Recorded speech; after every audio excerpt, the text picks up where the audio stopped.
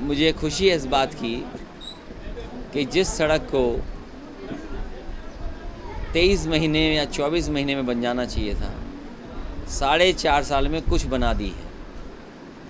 और अफसोस इस बात का है कि जिस समय इस सड़क का मैंने अलाइनमेंट दिया था और जिस समय इसके टेक्निकल स्पेसिफिकेशंस तय हो रहे थे, ये दोनों बहुत महत्वपूर्ण चीज़ें हैं कि टेक्निकल स्पेसिफिकेशंस क्या हों और इस सड़क का अलाइनमेंट क्या हो।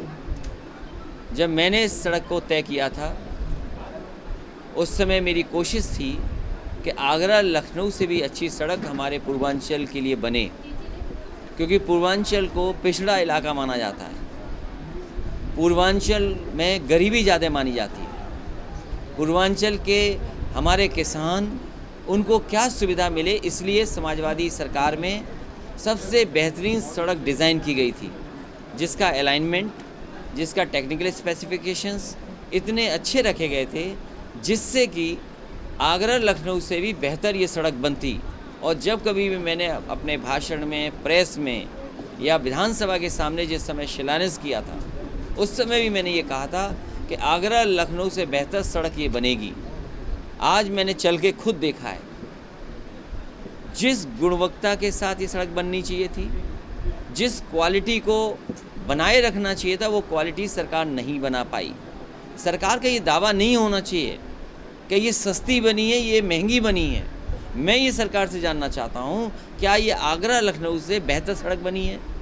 आगरा लखनऊ 21 महीने से लेकर के 23 महीने में बन कर के तैयार हो गई थी और नेताजी के जन्मदिन पे सुकोई और मिराज उस सड़क पर उतरे थे। इस सड़क की क्वालिटी ख़राब है और इस सड़क के आसपास जो सुविधाएं मिलनी चाहिए थी, वो सुविधाएं अभी भी अधूरी हैं। कहीं गरीबों को अंडरपास नहीं मिला, किसानों को सर्विस लेन जितनी चौड़ी होनी चाहिए तो वो सर्विस लेन चौड़ी नहीं है। आपके लिए और जो व्यवस्थाएं होनी चाहिए तो वो नहीं दे पाई है सरकार। और भारतीय जनता पार्टी का सबसे प्रिय काम है शौचालय बनाना। भारतीय जनता पार्टी अक्सर अपने भाषणों में इधर कहना बंद कर दिया है। जब से प्रधानी का चुनाव हो गया है तब से भारतीय जनता पार्टी शौचालयों की बात नहीं कर रही है। वरना आपने देखा होगा उनके बड़े बड़े नेता केवल शौचालय की बात करते थे। उनका प्रिय काम था शौचालय बनाना। आगरा से लखनऊ एक्सप्रेसवे में न जाने कितनी जगह बेहतरीन शौचालय बने हैं। इसमें ये बताइए कहाँ शौचालय है? हम ही चल कर के आए तो हम कहाँ जाते? शौचालय नहीं है, लाइट नहीं है, कुछ नहीं है, आधी अधूरी बना दी और वो भी गुणवत्ता ख़राब, और कहते हैं हमने सस्ती बना दी। सस्ती बनानी थी कि आपको पूर्वांचल के लिए सबसे बेहतरीन सड़क बनानी थी। ये समाजवादी पूर्वांचल एक्सप्रेसवे था, केवल नाम बदल दिया। आने वाले समय में सरकार बनेगी, पूर्वांचल के लोगों को मैं भरोसा दिलाता हूँ, बेहतर सड़क होगी और इसका पुनः नाम समाजवादी पूर्वांचल एक्सप्रेसवे होगा। और इसके किनारे जो किसानों को सुविधाएं देनी थी, मंडी बननी थी, ये तो मंडी ख़त्म कर रहे हैं। किसान कहाँ जाएगा अपनी फसल लेकर के? मान लो खेतों में धान खड़ा है, अगर धान की उसको MSP चाहिए, कीमत मिलनी चाहिए, तो वो आखिरकार कीमत कहाँ लेने जाए? इसलिए मंडियाँ नहीं बनी हैं। समाजवादी सरकार बनेगी, मंडी बनेगी, जिससे कि उनकी फसल या सब्जी या पैदावार को बाज़ार मिल सके। वो इंतज़ाम समाजवादी लोग करेंगे। मुझे खुशी है कि बाबूजी उस समय थे, ये भी थे मंत्री, इन दोनों का नाम लिखा था इस एक्सप्रेसवे पर। ये हमारे विधानसभा के सामने शिलान्यास हुआ था। ये सरकार ऐसी है जो शिलान्यास का शिलान्यास कर रही है। समाजवादियों ने शिलान्यास किया और फिर शिलान्यास किया प्रधानमंत्री जी ने। अब उद्घाटन हमने कर दिया तो अब इन्हें उद्घाटन का उद्घाटन ही करना पड़ेगा। देखिए, हमारा ये परिवार है, ये परिवार है, ये भी परिवार, और जितने खड़े सब परिवार हैं। तो परिवार के बीच में अगर हम थोड़ा कम आ पाते हैं तो कोई नाराज़ नहीं होगा। और भारतीय जनता पार्टी वाले चिंता न करें। नहीं, उनसे ये कहिए, भारतीय जनता पार्टी वालों, ये आजमगढ़ में कुछ काम करोगे कि नहीं करोगे? जो मेडिकल कॉलेज है, ऑक्सीजन की ज़रूरत पड़ी, आप जिलाधिकारी महोदय से पूछिए, ऑक्सीजन का प्लांट तुरंत लिख दिया, कभी हमने मना नहीं किया। यहाँ का अस्पताल जो बना है अतरौलिया का, 200 इतना, अच्छा ये शहरों में नहीं बनता ऐसा अस्पताल। अरे कम से कम एम्बुलेंस ला देते बीजेपी वालों। और ये 100 नंबर की अधिकारी, 100 नंबर की जो अधिकारियों ने छीन ली गाड़ियाँ इनोवा। आप पुराने लोग हैं, जानते होंगे, थाने में डीजल पेट्रोल नहीं होता था, गाड़ी किससे चले? कम से कम डीजल पेट्रोल, गाड़ी अच्छी थी, अधिकारियों को पता लग गया कि हेड कांस्टेबल अच्छी गाड़ी चल रहा है, वो गाड़ी छीन ली। तो योगी जी और मुख्यमंत्री जी बताएं कि 100 नंबर में कितनी गाड़ियाँ बढ़ाई? नाम तो बदल दिया 112, लेकिन गाड़ियाँ कितनी बढ़ाई? एम्बुलेंस की जो ज़रूरत थी कोविड में सबसे ज़्यादा काम आई, उसमें गाड़ियाँ कितनी बढ़ाई आपने गाड़ियाँ? तो जो बुनियादी चीज़ें हैं, सब स्टेशन बनाना है, अस्पताल बनाना है, सड़कें ठीक रखनी, ये देखो NHAI की कब से सड़क बन रही है। अरे भाई बनारस को जोड़ देते जल्दी, जो आधी अधूरी पड़ी वही जल्दी कर देते। तो इन्हें काम नहीं करना है, केवल जनता को भ्रमित करना है। अभी भी नहीं बना पाएंगे ये।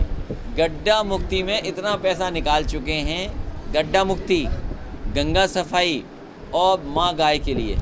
तो सोचिए, माँ गाय के लिए, माँ गंगा के लिए, और तीसरा जो मैंने बताया गंगा, गाय और सड़क के लिए हज़ारों करोड़ पैसे निकाल चुके। और आज भी गड्ढे नहीं भरे गए, गाय माँ नहीं बच रही, और गंगा कहाँ साफ होगी बताइए? एक सवाल ये है, जिस तरह से उत्तर प्रदेश में सक्रियता बरत रहा है सर, कितना नुकसान करेगा समाजवादी पार्टी? उत्तर प्रदेश की जनता समाजवादियों की सरकार बनाने जा रही है। और हमारे पत्रकार साथी ने ठीक सवाल पूछा था, 400 कैसे? कल आपने देखा सांसद के साथ क्या हुआ, जनता ने क्या किया? आप बताइए, नाम बदल रहे हैं। अरे गुर्जर समाज के महापुरुष हैं, उनका नाम बदल दिया आपने। और पत्रकार साथियों से कहेंगे मुख्यमंत्री से मत मिलना, आप अगर मिले उनसे तो नाम पूछा तो कहो नाम बदल दें आपका। सर, मुख्यमंत्री जी कह रहे हैं बार-बार कि 4.5 साल की सरकार में कहा जा रहा है कि हमारा लोकतंत्र जिंदा लोकतंत्र है, तो कम से कम सरकार ये दिखाए कि लोकतंत्र जिंदा है। शामिल हो रहे हैं तो क्या उनको भी सभा में लिया जाएगा? किसको? देखिए, जहाँ तक सवाल आप पूछ रहे हो, समाजवादी पार्टी कोशिश करेगी छोटे दलों को लाएं, और जिनको मैंने लिया उनके भाई को एक मुकदमा हो तो बताइए आप। और भारतीय जनता पार्टी को टॉप 10 की सूची जारी करनी चाहिए। भारतीय जनता पार्टी ये क्यों हट रही है कि टॉप 10 की सूची नहीं जारी कर रही है? और आप जानकारी करो, जेल में कितना बड़ा टिफ़िन जा रहा है खाना का, किसी का। सुनने में ये आया है कि जेलों में बड़े बड़े टिफ़िन जा रहे हैं खाना खाने के, और उनका जो खाने का इंतज़ाम है वो वहीं से जेल से बताया जा रहा है, वो जेल लोग उपलब्ध करा रहे हैं। तो ये भी कभी कभी इस पे भी ध्यान देना। हमारे पत्रकार साथी जानते सब हो आप भी, लेकिन आप भी जिंदा लोकतंत्र को जिंदा रखना चाहते हो, हैं? किसने कहा ये? देखिए, हमारे जो बाबा मुख्यमंत्री हैं बहुत कमाल के हैं, वो आ भी रहे होंगे कल या परसों। हाँ, बाबा मुख्यमंत्री जी वो बहुत कमाल के हैं। अम्बेडकर नगर बगल में है, समाजवादी सरकार थी तो यहाँ पर 660 सुपर क्रिटिकल थर्मल प्लांट लगा था। उत्तर प्रदेश में ज़्यादा बिजली बनाने का काम समाजवादियों ने किया, ट्रांसमिशन लाइन बिछाई, सब स्टेशन बनाए, जिसकी वजह से आज बिजली उपलब्ध हो रही है। क्योंकि मुख्यमंत्री जी 3x660 सुपर क्रिटिकल नहीं बोल सकते, इसलिए उनकी डिक्शनरी में ऐसे शब्द हैं। मैं तो कहूँगा पत्रकार साथियों, आप जब कल परसों या परसों के बाद जब उनसे मिलें तो उनसे पूछिएगा कि 3x660 super critical thermal plant कहाँ लग रहे हैं, और कम से कम नाम बोल दें, वो हैं जो नाम है प्लांट के वो कम से कम बोलें। तो अगर वो बोल देंगे तो लगवा देंगे, जो बोल रहे हैं वही कर सकते हैं। इसलिए जनता से हम कहेंगे सावधान रहना, ये बहुत सारी बातें लाएंगे, चुनाव आते आते न जाने क्या करेंगे। लेकिन गरीब जनता से हमारा ये निवेदन है, किसानों से, नौजवानों से, व्यापारियों से, पत्रकार साथियों से भी, आपके मालिकों से नहीं, आपसे, कि इस लोकतंत्र को बचाइए और उत्तर प्रदेश को खुशहाली के रास्ते पे लाइए। यकीन मानना, जिस दिन ये रोड बन जाएगी और जिस दिन सरकार अच्छी होगी, यहाँ पर न जाने कितने लोग कारखाने कारोबार कर सकते हैं। जीवन बदलता है। 2.5 घंटे में अगर लखनऊ पहुँच जाओ आप और वापस आ जाओ, सुबह जाओ शाम को अपना काम करके आ जाओ, तो इससे खुशहाली होगी।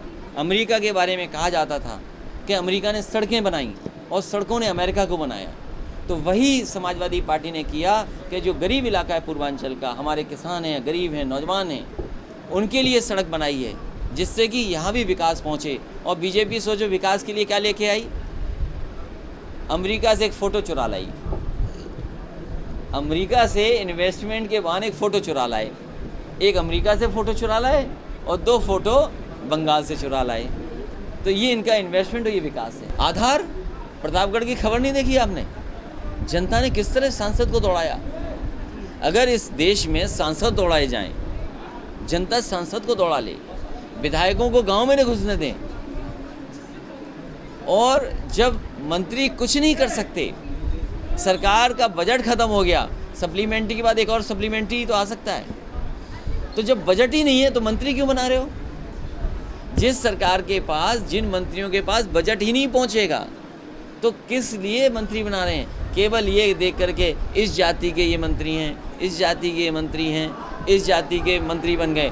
जाति के मंत्री बन जाने से लाभ नहीं होना है। जब तक जो उनकी मूल समस्याएं हैं, पिछड़े वर्ग के लोग चाहते हैं कि उनकी जाति जनगणना हो।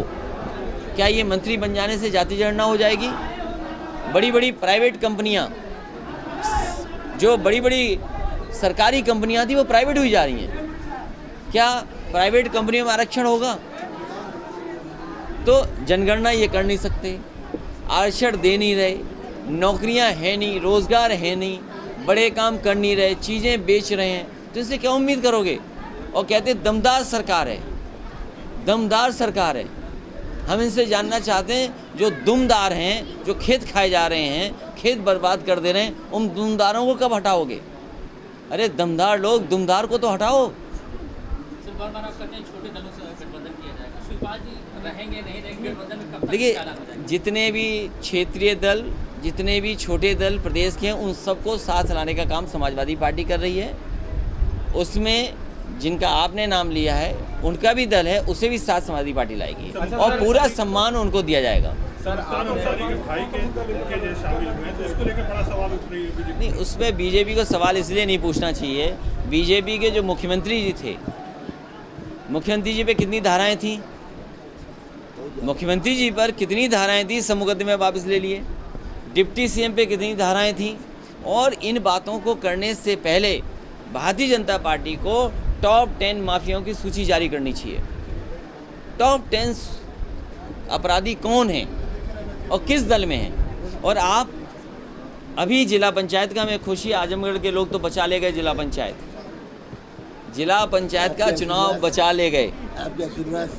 आजमगढ़ के लोगों को बधाई, शुभकामनाएं, नेताओं को भी, कि जो बचा ले गए और ब्लॉक भी बचा ले गए।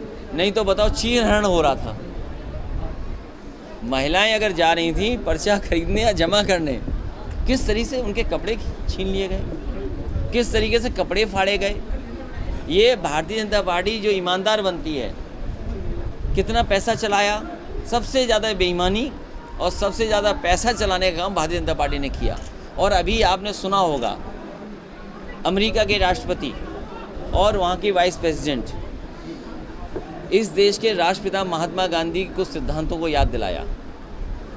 यूएन की जो स्पीचेस थी वो भी आपने सुनी होगी। वाइब्रेंट डेमोक्रेसी, जीवंत हमारा डेमोक्रेसी हो, लोकतंत्र हो, जिंदा लोकतंत्र हो।